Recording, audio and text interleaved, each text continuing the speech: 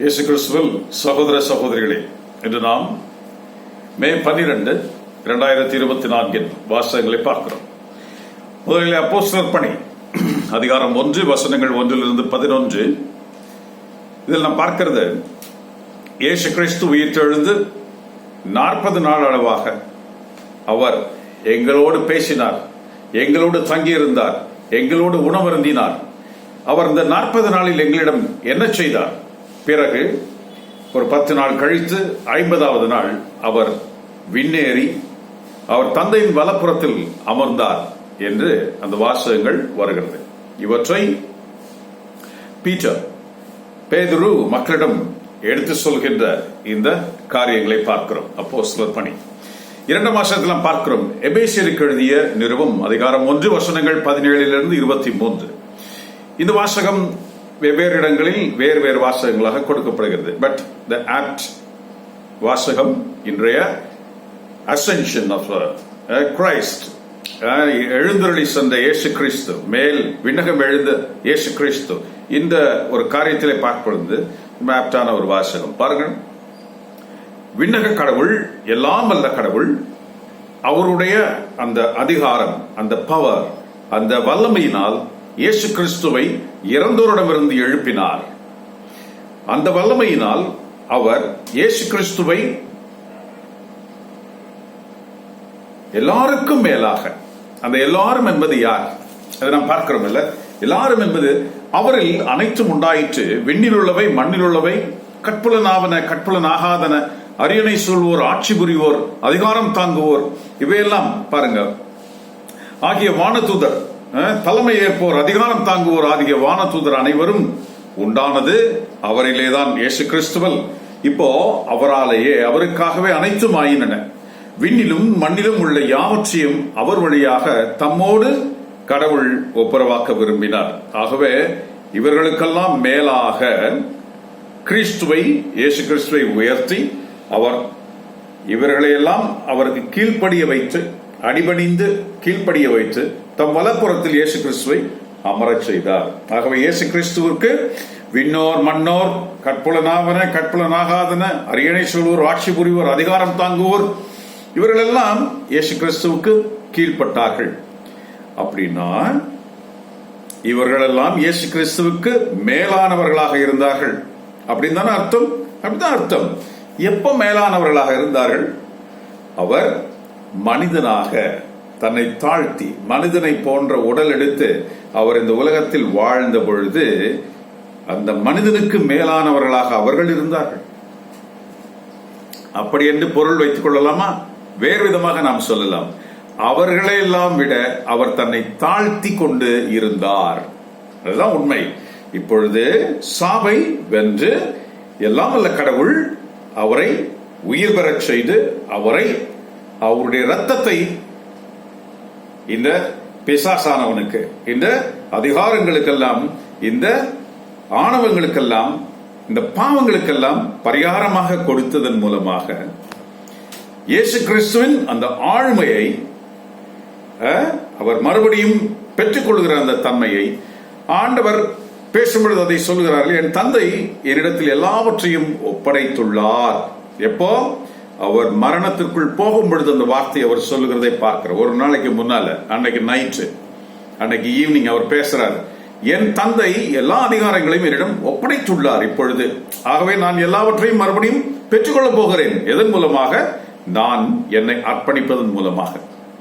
ஆகவே இவ்வாறு அர்ப்பணித்த கடவுள் கிறிஸ்து, இவ்வாறு அவர் உயிர்ப்பின் மூலமாக, வெற்றி காண்பதன் மூலமாக, கடவுள் அவரை உயிர்ப்பித்ததன் மூலமாக அனைத்து அதிகாரங்களையும், அனைத்தும் அவராலே படைக்கப்பட்டதே, அந்த படைப்புகள் அனைத்தும் அவர் சொற்படி கேட்காமல் போனதே, அந்த படைக்கப்பட்ட மனிதன் அவர் சொற்படி கேட்காமல் கீழ்ப்படியாமல் போனானே, அவன் பொருட்டு படைப்புகள் அனைத்தும் சபிக்கப்பட்டிருந்ததே, அந்த படைப்புகள் அனைத்தும் இந்த தீமைக்குட்பட்டு இருந்ததே, இவற்றையெல்லாம் அவர் மீட்டு, தன் ரத்தத்தினால் மீட்டு, படைத்தவரே இறங்கி வந்து தன்னையே அவர் அர்ப்பணிப்பதன் மூலம் அவர் தான் படைத்தவைகளை மீட்டுக் கொள்கின்றார் என்று நாம் பார்க்கிறோம். பிசாசு சொன்னான் இல்லையா, இவையெல்லாம் என்னிடம் ஒப்படைக்கப்பட்டிருக்கின்றன, நீ என்னை வணங்கினால் இவற்றையெல்லாம் நான் உனக்கு தருவேன். பாருங்க, உண்மையிலே ஒப்படைக்கப்பட்டிருந்தது. ஏன்? அவன் எல்லாவற்றையும் அபகரித்தான். மனிதனை கீழ்ப்படியாமல் செய்து அவன் எல்லாவற்றையும் அபகரித்தான். கிறிஸ்து அனைத்தையும் தன்னுடைய ரத்தம் சிந்துதலினால் மீட்டுக் கொண்டார். கடவுள் இவ்வாறு தன் மகனை சாவுக்குட்படுத்தி அனைத்தையும் அவர் தன்பால் மீண்டும் சமாதான உறவு கொள்ளும்படி அவர் செய்கிறார். இதுதான் அந்த மீட்பின் அந்த ரகசியம். ஆகவே அவர் வெற்றி கண்டவராக இப்பொழுது கடவுளின் வலப்பக்கத்தில் அமர்ந்திருக்கிறார். இந்த வெற்றியின் ருசியை, இந்த வெற்றியின் மாட்சிமையை, இந்த வெற்றியின் அந்த பிரதிபலிப்பை யார் யாரெல்லாம் விசுவசித்து உணர்ந்து அறிவை பெருக்கிக் கொண்டு ஞானத்தை பெருக்கிக் கொண்டு பக்தியில் திளைத்து கடவுளோடு ஐக்கியப்படுகிறார்களோ, இப்படி ஒவ்வொருவரும் இந்த ஐக்கியப்படும் இந்த சமாதானத்திற்குள் வரும் இந்த காரியங்களின் பொழுதெல்லாம் நாம் பார்க்கிறோம், இந்த பிசாசானவன் பின்னாலே போய்கொண்டே இருக்கிறான். கொஞ்சம் கொஞ்சமாக தன் அதிகாரங்களை இழந்து கொண்டே இருக்கிறான். கொஞ்சம் கொஞ்சமாக தன் பிடியை அவன் விலக்கிக் கொண்டே இருக்கிறான். ஆகவே சாவு கிறிஸ்துவினால் அவன் தலை நசுக்கப்பட்டு விட்டது. ஆனால் உடல், அந்த வால், இதெல்லாம் ஆடிக்கொண்டே இருக்கிறது. ஆமா, பல்லி செத்து போனாலும் பாருங்க, வால் ஆடிக்கிட்டே இருக்கும். Something is there. அந்த வாலினால் அது ஒரு பகுதியின், உலகத்தின் ஒரு பகுதியை அது வளைத்து போட்டது, இழுக்க பார்த்தது என்றெல்லாம் நாம் பார்க்கிறோம் இல்லையா திருவெளிப்பாட்டில். சோ அந்த வால் இருக்கும், அது கடைசி வரைக்கும் இருக்கும்.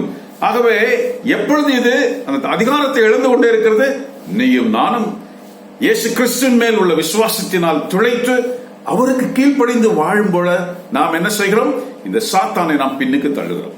ஆகவே இதுதான் நடந்தது என்று இந்த வாசகங்கள் என்று சொல்லித் தருகிறது. இந்த வெற்றியினால் கிறிஸ்துவானவர் மேலெழும்பி சென்றார். சரி, அவர் எங்கே போய் மேலெழும்பி சென்றார் நாம் பார்க்கிறோம். பெத்தானியாவை நோக்கி அவர்களை வழிநடத்தி சென்று, அப்போஸ்தலர்களை பெத்தானியாவை நோக்கி வழிநடத்தி சென்று அங்கிருந்து அவர் மேலெழும்பி சென்றார் என்று பார்க்கிறோம். What is Bethany? வை? அவர் இருக்கிற இடத்துல இருந்து மேல போக முடியவில்லை. ஏன் அதை செய்யவில்லை? பெத்தானியா அதன் பெயர் துன்பத்தின் வீடு, ஹவுஸ் ஆஃப், இந்த ஒரு பெரிய துன்பங்களின் அந்த நகரம், அந்த இடம் பெத்தானியா. நமக்கு தெரியும் இல்ல, மார்த்தா, மரியா, லாசர் எல்லாம் இருந்த இடம். அங்கேதான் இயேசு கிறிஸ்து கடைசியா போய் லாசரை உயிர்ப்பித்தார், பெத்தானியா. சோ பெத்தானியா மீன்ஸ் துன்பத்தின் அந்த வீடு. அப்போ இயேசு கிறிஸ்து அப்போஸ்தலர்களை அழைத்து சென்று அந்த பெத்தானியாவில் இருந்து அந்த ஒலிவு மலைக்கு போய் அந்த ஒலிவு மலையிலிருந்து அவர் மேலேறி சென்றார். What does it mean? What is mean? என்னது?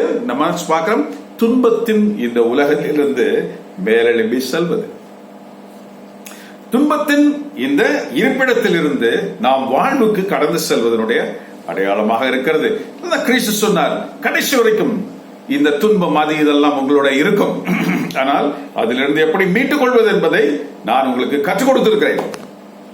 நீங்கள் அதிலிருந்து மீண்டு வரலாம். இப்பொழுது நான் மேலெழும்பி சொல்கிறேன், என்னை போல் நீங்களும் மேலெழும்பி வர முடியும். அதுதான் டே ஆஃப் அசென்ஷன் நமக்கு சொல்லி தருகிறது.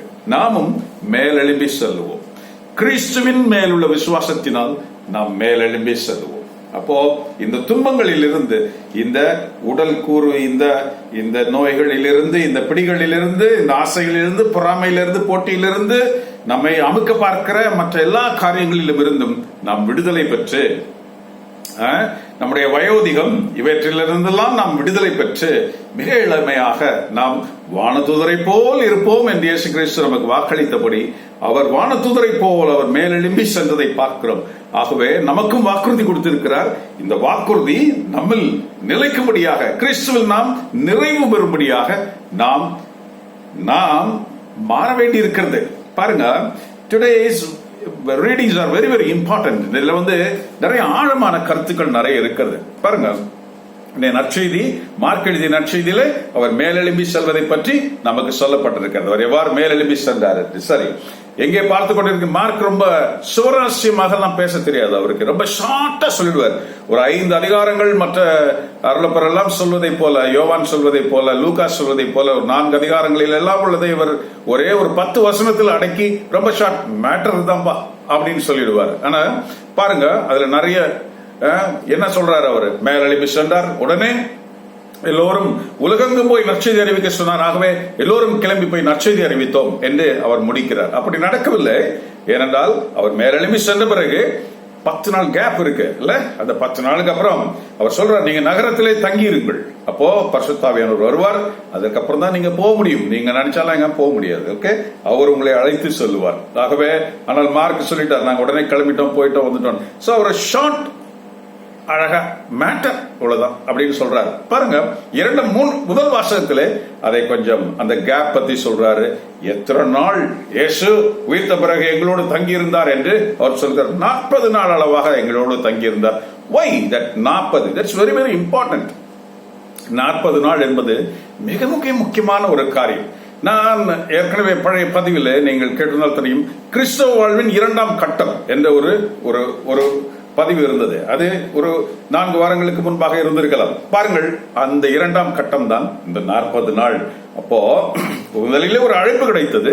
அவர்கள் அப்போஸ்தலர்களாக மாறினார்கள், அப்போஸ்தலராக அழைக்கப்பட்டார்கள். நான் தான் உங்களை தேர்ந்தெடுத்தேன், நீங்கள் உங்களை தேர்ந்தெடுக்கவில்லை. ஓகே, அழைக்கப்பட்டார்கள், தேர்ந்தெடுக்கப்பட்டார்கள். தேர்ந்தெடுக்கப்பட்ட பிறகு கிறிஸ்துவோட 3 வருஷம் நடக்கிறார்கள். பாருங்க, நிறைய புரிந்து, மிக அதிகமாக புரியாமல், அவரோடு வாழ்ந்து இப்படி. ஆனால் இந்த 40 நாள் எதற்கு தேவைப்பட்டது? முதல் வாசகம் அதுதான் சொல்லி தருகிறது.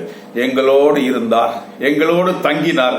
அவர் சொல்றார் இல்லையா, பீட்டர் சொல்றார்ல, எங்களோடு அவர் உண்டு குடித்தார், எங்களோடு உண்டு குடித்தார். தங்கினார், பேசினார், அதெல்லாம் இருக்கட்டும். ஆனா எங்களோடு அவர் உண்டு குடித்தார். ஆனா நமக்கு நற்செய்தியில் நாம் பார்க்கும் பொழுது இங்கே ஒரு என்ன இருக்கிறது சாப்பிடுறதுன்னு கேட்கிறார். அவரு ஏதோ வந்து நின்றுட்டு வந்த மேட்டர் எவ்வளவு பெருசு, அவர் இறப்பில் இருந்து உயிர்த்து வந்து நின்றுட்டு சாப்பிட என்ன இருக்குன்னு கேட்டார். That's very important. சாப்பிட என்ன இருக்கு? மீன் துண்டு கொடுத்தாங்க, சாப்பிட்டாரு, அதோட போயிட்டாரா? நற்செய்தியில் நம்ம தான் படிக்கிறோம். ஆனா இன்றைக்கு நம்ம முதல் வாசகத்துல அப்போஸ்தலர் பணி 1:11 நம்ம என்ன பார்க்கிறோம்? அவர் எங்களோடு தங்கி இருந்து எங்களோடு உண்டு குடித்தார். அதற்கு நாங்களே சாட்சிகள். இந்த உண்டு குடிப்பது என்பது என்ன? ஒரு கெஸ்ட் நம்ம வீட்டுக்கு வர்றாங்க அப்படின்னா, ரொம்ப பிடிச்சவங்க வீட்டுக்கு வர்றாங்கன்னா, அவங்க ரொம்ப நேரம் உட்காரணும் அப்படின்னா நம்ம என்ன செய்யணும்? அவங்களுக்கு ஏதாவது கொடுக்கணும்ல சாப்பிட்றதுக்கு. வெறுமனே பேசிட்டே இருந்தா போர் அடிச்சுட்டு போயிடுவாங்க. பட் we are அந்த ஹாஸ்பிட்டாலிட்டி நம்ம செய்யறோம்ல, நம்ம அவர்களோடு நாம் சேர்ந்து ரொம்ப நெருங்கினவர்களா இருந்தா ஒன்றாக அமர்ந்து சாப்பிட ஆரம்பிக்கிறோம். ஆகவே இந்த சாப்பாடு நம்ம நண்பர்கள் பேசும் பொழுது கூட இன்னும் அதிகமாக பேச வேணும். ஒரு ரெஸ்டாரண்ட் போலாம், ஒரு டீ குடிக்கலாமே அப்படின்ட்டு. ஒய் இந்த சாப்பாடு, இந்த ஒரு ஸ்நாக்ஸ் நமக்கு என்ன செய்கிறது? நம்முடைய நட்புறவை வளர்ப்பதற்கும், நாம் இன்னும் அதிகமாக உரையாடுவதற்கும், கலந்து ஆலோசிப்பதற்கும் நேரத்தை நமக்கு அமைத்து கொடுக்கிறது. ஆகவே அவர் அதனால்தான் இந்த வார்த்தை உபயோகப்படுத்துகிறார், எங்களோடு அவர் உண்டு குடித்தார். அப்போ என்ன நடந்தது இந்த கேப்ல? இந்த உண்டு குடிப்போது என்ன நடக்கிறது நமக்கு தெரியும். நம் வீடுகளில் செய்யும் பொழுது நிறைய பேசுவோம், நிறைய கலந்துரையாடுவோம், நிறைய நம்முடைய காரியங்களை நாம் பகிர்ந்து கொள்வோம். பாருங்கள், இதுதான் அங்க நடந்தது. நாம் பார்க்கிறோம் இல்ல, இது ரொம்ப முக்கியமானது. ஏன் முக்கியமானது? கடவுளை பற்றி அறிந்து கொள்ள. சரி, நம்ம அந்த முதல் கட்டம் அப்போஸ்தலர்களோடு வழி நடந்தார்கள். நிறைய காரியங்கள் புரியவில்லை.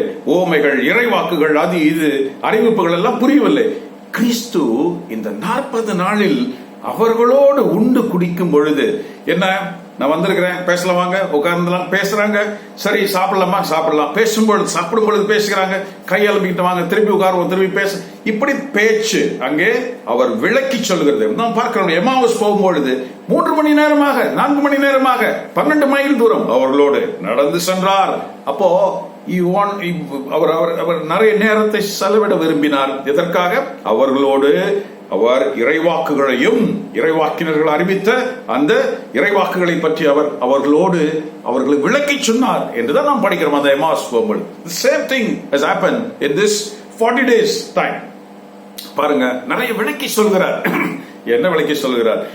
எவ்வாறு இறைவாக்கினர்கள் இவ்வாறு கிறிஸ்துவை பற்றி அறிவித்தார்கள். ஆதி ஆகமத்திலிருந்து தொடங்கி அன்று நடந்த காரியங்கள் வரை அவர் எல்லாவற்றையும் விளக்கி சொன்னார். நற்செய்தியிலும் அதான் சொல்லுகிறார். பாருங்க, இவற்றை, இந்த இறைவாக்குகள் எல்லாம் உள்ள நிறைவேறுகள் தான் இப்பொழுது நடந்து கொண்டிருக்கிறது உங்கள் முன்னால் என்று அவர் சொல்லுகிற அந்த காரியத்தை எல்லாம் பார்க்கிறோம். சரி, ஒரு காரியம் பாருங்கள். இந்த 40 நாளுக்கு முக்கியமானது, மோயிசன் சினாய் மலை மேல் 40 நாள் தங்கியிருந்தார் என்று பார்க்கிறோம். 40 நாள் தங்கியிருந்தார்.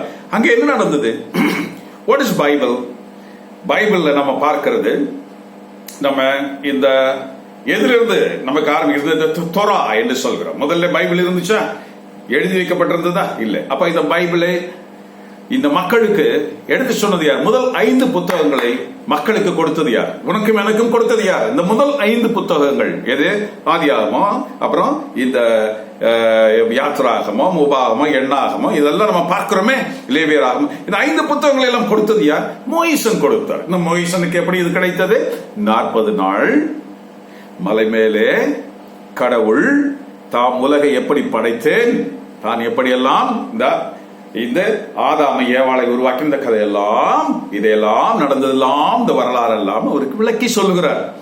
அவ்வாறு விளக்கி சொல்லப்பட்டவைகள் தான் இந்த முதல் 5 புத்தகங்கள். இந்த மோயிசன் இவற்றையெல்லாம் தான் இஸ்ராயல் மக்களுக்கு கொடுத்தார். எபிரேய மொழி பாருங்க, கடவுளுடைய அந்த எழுதி கொடுத்த அந்த 10 கட்டளைகள், இவளையெல்லாம் பார்க்கிறோம் இல்ல, இதெல்லாம் மோயிசன் தான் மக்களுக்கு கொடுத்தார். அப்போ முதலிலே இந்த பகுதிகள் யாருக்கும் எழுத்து வடிவமாக எங்குமே இல்லை.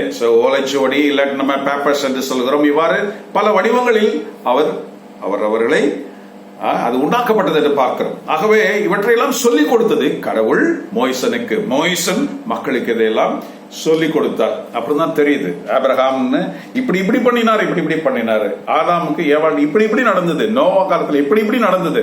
இதெல்லாம் மோயிசனுடைய எங்கு நடந்தது? சீனாய் மலை மேல் 40 நாள் அவர் அங்கே இருந்தார் என்று பார்க்கிறோம். பியூட்டிஃபுல். பார்க்கிறேன், கடவுள் தன்னை அறிமுகம் செய்ய வேண்டும், கடவுளுடைய மாட்சிமை காண வேண்டும், கடவுளை நாம் அறிந்து கொள்ள வேண்டும். இப்படி நாம் அவரை அந்த ஆசைப்படும் பொழுது, கடவுள் நம்ம மேல் ஆசைப்படும் பொழுது, நமக்கு ஒரு தனிப்பட்ட இப்படிப்பட்ட ஒரு முழுமையான 40 என்பது it's not a count, but it's a முழுமை, ஒரு முழுமையான 40 நாள் அளவும், அதாவது அவ்வளோ மேக்சிமம் அப்படின்ற சொல்ற அந்த ஒரு வார்த்தையை நம்ம பார்க்கிறோம். கற்றுக் கொடுக்க வேண்டும் என்றால் நமக்கு இப்பேற்பட்ட ஒரு சூழ்நிலை நமக்கு கொடுத்திருப்பார். சில பேருக்கு, பல பேர் இதை அறியாமல் இருக்கலாம். ஆனால் அப்படி போகும் பொழுதுதான் அனைத்திலிருந்தும் விடுபட்டு கடவுளுக்கென்றே, இறைவனை அறிவதற்கென்றே இப்படிப்பட்ட ஒரு சூழ்நிலையை ஆண்டவர் நமக்கு கொடுக்க வேண்டும், நாம் அடைந்திருக்க வேண்டும். அப்படிப்பட்ட அனுபவங்கள் தான் கடவுளை நமக்கு வெளிப்படுத்த. பாருங்க, எலியாஸ் நமக்கு தெரியும், இறைவாக்கினர், பெரிய இறைவாக்கினர். அவர் அந்த பாகால், அதை வணங்கி கொண்டிருந்தவர்கள் 100க்கும் மேற்பட்டவர்கள், இவர்களை எல்லாம் அந்த குருக்களை எல்லாம் அவர் கொன்றார் என்று நமக்கு தெரியும். பின்பு அவர் ஓடினார், ஒழிந்தார், ஒரு சூறை செடியின் மேல் அருகில் அமர்ந்தார். இதெல்லாம் நமக்கு கேள்விப்பட்டிருக்கோமா? கேள்விப்பட்டிருக்கோம், ரைட். அவர் அங்கிருந்து வானத்துக்கு அவருக்கு சொல்லுகிறார், ஒரு சாப்பாடு இருக்கு, சாப்பிட்டுட்டு நீ நடக்க வேண்டியிருக்கு அப்படின்னு சொல்றார். நடந்தாராம். சாப்பிட்டு விட்டு, ஒரு சாப்பாடை சாப்பிட்டு விட்டு 40 பகலும் 40 இரவும் அவர் நடந்தார். எங்கே நடந்தார்? அவர் சொல்லுகிற இடத்துக்கு, ஓரேப் என்ற மலைக்கு போ, அங்க மலையில் போ. ஆகவே ஓரேபில் என்ன நடந்தது? கடவுள் தம்மை வெளிப்படுத்தினார். இல்ல, நமக்கு தெரியும்ல, புயல், காற்று, நிலநடுக்கம் வந்தது. அதுக்கப்புறம் இப்படி எல்லாம் நிறைய காரியங்கள் எல்லாம் நடந்தது. நெருப்பு வந்தது. அதுக்கப்புறம் தென்றல் காற்று வந்தது. அதில் கடவுள் கடந்து போனார். அவருடைய அந்த கடவுளுடைய அந்த கடத்தலை அவர் பார்த்தார் என்று பார்க்கிறோம். அதுக்கு மட்டும்தான் 40 நாள் அவருக்கு நடந்தார். கடவுள் அவருக்கு சொன்னார், மறுபடியும் திரும்பி போ, உன்னுடைய இடத்துக்கு நீ போ, அங்க உனக்கு நிறைய வேலை இருக்கு. பாருங்க, இந்த கடவுளை காண்பதற்கு அவர் இருந்த இடத்திலேயே காண்பித்திருக்கலாமே, இல்ல, 40 நாள் பயணம் செய்ய வைத்தார். இந்த அனுபவம், 40 நாள் அனுபவம் கடவுளை காண செய்கிறது. பியூட்டிஃபுல். பாருங்க, பார்க்கிறோம் இல்ல, இயேசு கிறிஸ்து தன்னுடைய வாழ்க்கையை, அவர் பொது வாழ்க்கை ஆரம்பிப்பதற்கு முன்பால் 40 நாள் அவர் அங்கே மலையில் இருந்தார். நோன்பு இருந்தார்லாம் நம்ம சொல்லக்கூடாது. அவர் நோன்பு இருக்கிறதுக்காக போகல. ஆனா 40 நாள் கழித்து அவருக்கு பசியுற்றார் என்றுதான் நாம் பார்க்கிறோம். ஆக அவர் நோன்பு இருக்கிறதுக்காக போகல, ஆனா கடவுளை காணும் அந்த நிலையில் பசி, இந்த உலக ஈடுபாடு, இந்த உலக தேவை, இந்த உடல் தேவையெல்லாம் அற்று போய், அதுதான் நான் சொல்றேன், தனிப்பட்ட சூழ்நிலை ஆண்டவர் கொடுப்பார். எல்லாவற்றிலிருந்தும் விடுதலையாகிற ஒரு சூழ்நிலை கொடுப்பார். இப்படி ஒரு சூழ்நிலையை அவருக்கு கொடுத்தார். ஆகவே நோன்பு இருப்பதற்காக போகவில்லை. மோயிசன் சீனாய் மலையில் இருக்கும் பொழுது அவர் உண்ணாமலும் குடியாமலும் இருந்தார் தான் நாம படிக்கிறோம். உண்ணாமலும் குடியாமலும் இருந்தார். ஏன்? கடவுள் தானையா இந்த உடலை படைத்தார். இந்த உடலை மேய்ப்பது, இந்த உடலை பாதுகாப்பது அவருடைய பொறுப்பு. அவருக்கு தெரியும், அவர் தான் டிசைன் பண்ணார் இந்த உடம்ப.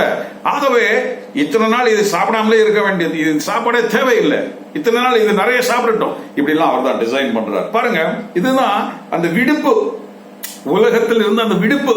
இதை பார்க்கிறோம் இல்ல, நிறைய காரியங்கள். ஆகவே நாம இந்த இவர்களை கூட பார்க்கிறோம், இஸ்ராயல் மக்கள் 40 வருடங்கள் அவர்கள் வனாந்தரத்திலே பயணம் செய்தார்கள். உழைத்தார்களா? அவர்கள் ஏதாவது அங்க பயிரிட்டார்களா, உண்டார்களா? இல்ல, கடவுளை எல்லாவற்றையும் கொடுத்தார் பாருங்க, கடவுளை எல்லாவற்றையும் கொடுத்தார் பாருங்க. அங்கே அவர்களுக்கு உணவும் தண்ணீரும் இறைச்சியும் கடவுளே கொடுத்தார். ஆகவே இந்த அனுபவம் மிக முக்கியமானது. உங்கள் வாழ்க்கையில் இந்த அனுபவம் இருக்கிறதா? மிக முக்கியமானது. அதுதான் இன்னைக்கு அந்த வாசகம் நமக்கு சொல்லி தருகிறது. 40 நாள் அளவாக இவ்வாறு நான் நிறைய சொல்ல முடியும். 40 நாளுக்கு நிறைய இருக்கு. ஓகே, சோ நம்ம தவக்காலம் சொல்லி கூட 40 நாள் தான் செய்யறோம். வை?